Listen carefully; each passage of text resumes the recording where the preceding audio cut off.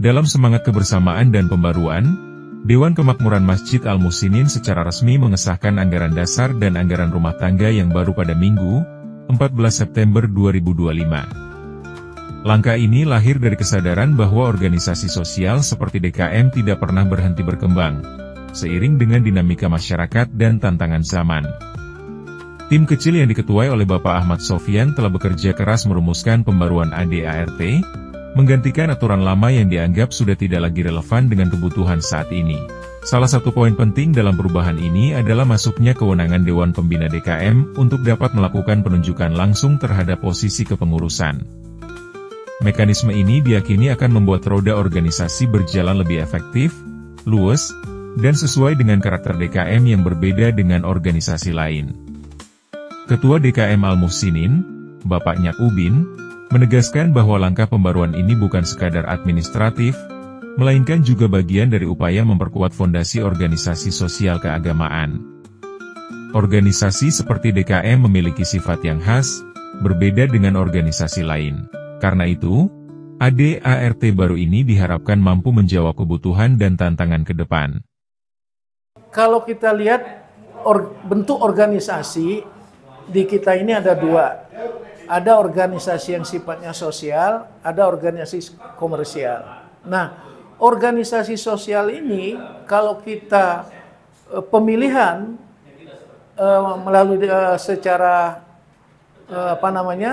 langsung, ya kan, ataupun dari jamaah, itu pada umumnya untuk mencalonkan diri itu sangat sulit kan, karena tidak ada imbalan yang diharapkan dari situ kecuali untuk akhirat.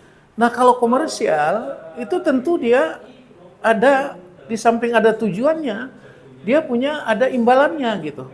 Nah, di situ bedanya. Nah, sehingga dari dua model tadi kita masukkan ke ADART ini. Kalau memang nanti secara demokratis kita tidak bisa lakukan, maka Dewan Pembina berhak untuk menunjuk terhadap kepengurusan DKM masjid itu. Ya, jadi gitu intinya di situ. Tapi kalau di komersial itu kan pemilihannya memang harus betul-betul demokratis, ya, walaupun orang mungkin menganggap tidak terlalu demokratis, tapi itu suara terbanyak pasti akan menang dan calonnya pasti akan banyak. Biasanya begitu ya, calon yang mau dicalonkan menjadi ketua pasti akan banyak. Tapi kalau sifatnya sosial seperti Masjid kita Al-Muhsinin, walaupun kita sudah melakukan 2 periode pemilihan demokratis, sudah kita berikan waktu siapa yang mau mencalonkan diri, ya kita kasih format, tidak ada yang mau menyampaikan ya formulir pencalonan diri itu. Nah, sehingga waktu 2 periode ini akhirnya hanya calonnya 2. Ya, 2. Sehingga dari 2 ini ya ada memang yang memenuhi persyaratan, tapi ada juga kadang-kadang tidak memenuhi persyaratan demi kepentingan kedemokratisan tadi. Jadi itu intinya kenapa kita lakukan ada 2 metode di dalam pemilihan anggaran dasar dan anggaran rumah tangga Masjid Al-Muhsinin ini. Saya kira itu.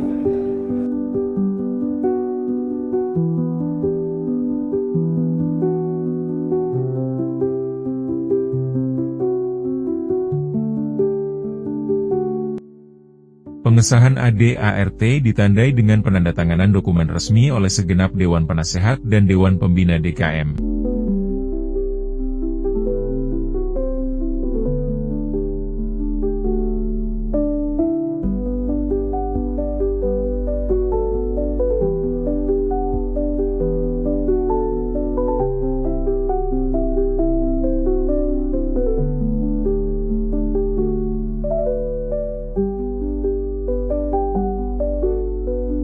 Selanjutnya, dokumen diserahkan langsung oleh Bapak Ahmad Sofyan, selaku Ketua Tim Kecil Perumus ADART, kepada Bapak Nyak Ubin sebagai Ketua DKM Al-Muhsinin.